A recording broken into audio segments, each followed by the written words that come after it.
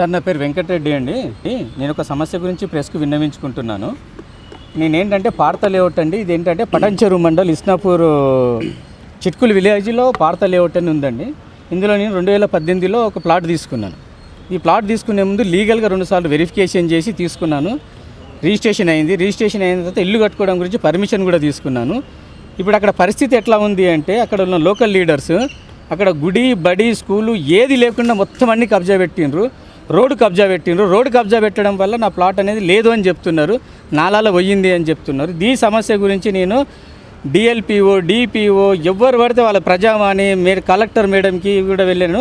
రీసెంట్గా కాంగ్రెస్ గవర్నమెంట్ వచ్చిన తర్వాత ఫస్ట్ రోజు తెలంగాణ ముఖ్యమంత్రి రేవంత్ రెడ్డి గారు వచ్చిన మొదటి రోజు నేను ఏంటంటే ప్రజాభవన్కి వెళ్ళి సీతక్క గారికి కూడా ఇది నేను మెమో ఇవ్వడం జరిగింది. దీని గురించి ఎవ్వరు ఎంత చెప్పినా కానీ హై లెవెల్లో మాత్రము ఈ ఫార్వర్డ్ చేయడం జరుగుతుంది. కానీ లో క్యాడర్కి వచ్చేసరికి ఎవ్వరు ఏం చేయట్లేదండి.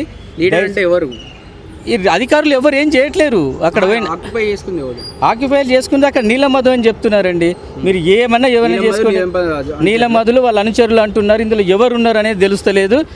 ఇప్పుడు మీరు ఒక నంబర్ ఏదన్నా ప్రొవైడ్ చేసేసి పార్త లేఅవుట్ బాధితులు ఎవరన్నా ఉంటే ఈ నంబర్కి కాంటాక్ట్ చేయండి అని చెప్పిండ్రు అనుకోండి, 100 మంది వస్తారండి. మీరు దయచేసి ఈ జనాలకి హెల్ప్ చేయాలని కోరుతున్నాను సార్. ఇంతకుముందు సెక్రటరీ నుంచి ఎంతకాలం నుండి తిరుగుతున్నాను? నేను గత 3 సంవత్సరాల నుంచి తిరుగుతున్నాను సార్. అక్కడ ఏంటంటే కవిత గారు అని చెప్పేసి పంచాయతీ సెక్రటరీ ఉండే మేడం గారిని కూడా కాంటాక్ట్ చేయడం అయింది. అందులో సర్పంచ్ నీలమ్మద్ గారిని కూడా కాంటాక్ట్ చేయడం అయింది. ఆయన ఏమంటున్నారంటే మీ ప్లాట్ నాలాల పోయింది అని చెప్తున్నారు. నాలాలు ఎట్లా పోతుందో కూడా నాకు అర్థమవుతలేదండి.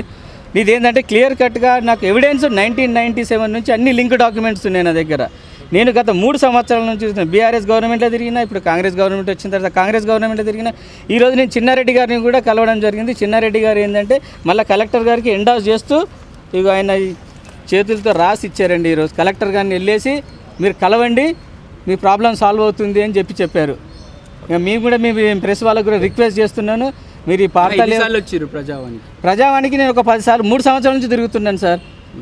ఇక్కడ మంగళవారం శుక్రవారం కూడా తిరుగుతున్నాను. నేను తిరుగుతున్నాను. చెన్నారెడ్డి గారికి కూడా క్లియర్గా చెప్పాను నేను, సార్ ఇది కబ్జాకు గురి అయింది, రోడ్డు కబ్జా చేసిన స్కూల్ స్థలం లేదు, బడి స్థలం లేదు, ఏమీ లేదు అక్కడ.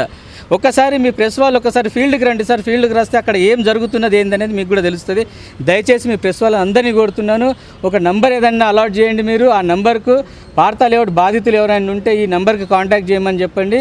100 మంది వస్తారండి. మీకు దయచేసి మీకు మళ్ళీ ఒకసారి రిక్వెస్ట్ చేస్తున్నాను, ఇది ఒక్క సాయం చేయండి జనాలకి. ఇందులో ఎవరు హస్తం ఉందని చెప్పేసి మీరు భావిస్తారు బలంగా? ఇప్పుడు నీలమధు ఉందని చెప్తున్నారు సార్. అక్కడ నీలమధులు ప్రభుత్వం వాళ్ళదే ఉందని చెప్పేసి అట్లా? అవును, ఇంతకు ముందు అయినా బీఆర్ఎస్లో ఉండేవాళ్ళు, ఇప్పుడు కాంగ్రెస్లోకి వచ్చింది. సార్ నేను కొన్నప్పుడు సర్పంచ్ ఆయననే ఉందండి. ఇప్పుడు నేను వెళ్ళేసి ఆయనతో కూడా మాట్లాడడం జరిగింది. నేను ఆయన ఏమంటున్నాను, కాలువలో పోయింది ఇది సర్వే చేయించుకోండి అంటున్నారు. అక్కడ రోడ్డు కబ్జా పెట్టారు. రోడ్డు కబ్జాకు సర్వేకి సంబంధం లేదు. ఆ రోడ్ స్ట్రేట్ చేశారనుకోండి, నా ప్లాట్ నాకు వచ్చేస్తుంది. మీరు కావాలంటే ఫీల్డ్ మీదకి రండి. ఫీల్డ్ మీద మీకు క్లియర్గా కనబడుతుంది రోడ్డు కబ్జా అయిందా లేదా, ఎంత క్రాస్ పోయింది, ఈ లేఅవుట్ ప్రకారం ఎట్లా ఉండేది, ఇప్పుడు ఏ విధంగా అయింది అనేది కూడా తెలుస్తుంది. ఇప్పుడు కార్యదర్శి కూడా ఫోన్ చేస్తే మీ మీద సింపతి చూపిస్తున్నట్టు. ఇప్పుడు మీరే చేశారు కదా సార్. ఇప్పుడు సెక్రటరీ గారికి మీరే ఫోన్ చేస్తే ఆవిడ కూడా అంటుంది కదా, ఆయన చాలాసార్లు తిరిగారండి అనేసి. ఇక దాన్ని బట్టి మీరు ఏదైనా మీరు ఒక న్యాయం చేయండి. అధికారులు తీసుకోవాల్సిన చర్య అని చెప్పి చెప్తూ ఉంది. మీరు పై అధికారులు తీసుకోవాల్సిన చర్య అని పై అధికారులు చేస్తున్నారు సార్. ఇప్పుడు చిన్నారెడ్డి గారు ఫార్వర్డ్ చేశారు, కానీ అక్కడ కింద అవ్వట్లేదు నాకు. తహసీల్దార్ వాళ్ళు సార్ ఇప్పుడు వాళ్ళు నేను ఫాలో అప్ చేస్తున్నాను, రావట్లేరు అక్కడ. ఎందుకు రావట్లేరు అంటే ఏం సమాధానం లేదు అక్కడ. దాదాపు ఎంతమంది ఉంటారన్న బాధితులు? 100 మంది ఉంటారు సార్. మీరు ఒక నంబర్ ప్రొవైడ్ చేయండి, పార్త లేఅవుట్ బాధితులు ఎవరైనా ఉన్నారు రండి అని చెప్పండి, అంతమంది వస్తారు. మీరు ఇప్పుడు మా కొలీగ్ ఈయన కూడా పార్త లేఅవుట్ బాధితులేనండి. మీరు చెప్పండి. సర్వే నెంబర్ 286లో నేను 2019లో ప్లాట్ కొన్నాను. నేను రిజిస్ట్రేషన్కి పోయినప్పుడు ఇది గవర్నమెంట్ ల్యాండ్, రిజిస్ట్రేషన్ కాదు అని చెప్పారు. నా ప్లాట్ నెంబర్ 586, సర్వే నెంబర్ 286లో ఉన్నది. నేను రిజిస్ట్రేషన్కి పోతేనేమో ఇది గవర్నమెంట్ ల్యాండ్లో ఉంది, రిజిస్టర్ కాదు అని చెప్పినారు. మళ్ళీ నేను ఎల్ఆర్ఎస్ కోసం అప్లై చేసుకుని 3-4 ఇయర్స్ తర్వాత మళ్ళీ రీసెంట్గా 6 months బ్యాక్ పోయేసరికి అక్కడ ఇండ్లు కడుతున్నారు. ఇంటి ఎట్లా కడుతున్నారు మేడం అని సెక్రటరీ మేడం పెడితే మాకు అన్ని డాక్యుమెంట్స్ ఇచ్చారు, మేము పర్మిషన్ ఇచ్చినామని చూపించారు. 286 సర్వే నెంబర్ మీదనే పర్మిషన్స్ ఇచ్చినారు, ఇల్లు కడుతున్నారు. ఎవరు ఇల్లు కడుతున్నారు అని ఎంక్వైరీ చేస్తే ఎవరు కన్స్ట్రక్షన్ కంపెనీ అన్నారు. అది ఎవరు కడుతున్నారు అనేది సరిగ్గా తెలియలేదు. సో మాకేం 286 గవర్నమెంట్ సర్వే నెంబర్ అని చెప్పి రిజిస్ట్రేషన్ చేయలేదు, వాళ్ళకి పర్మిషన్స్ ఇచ్చిండ్రు, కడుతున్నారు. దీన్ని రెవెన్యూ ఆఫీషియల్స్ ఎంక్వైరీ చేసి ఎవరు కడుతున్నారో అది 286 గవర్నమెంట్ ల్యాండ్ మొత్తాన్ని సర్వే చేసి దాన్ని అక్కడ కట్టే కన్స్ట్రక్షన్ నిర్మూలించి దాన్ని గవర్నమెంట్ హ్యాండ్ ఓవర్ చేసి మాకు ఎల్ఆర్ఎస్ కట్టించుకొని మాకు హ్యాండ్ ఓవర్ చేయాలని మా మనవి.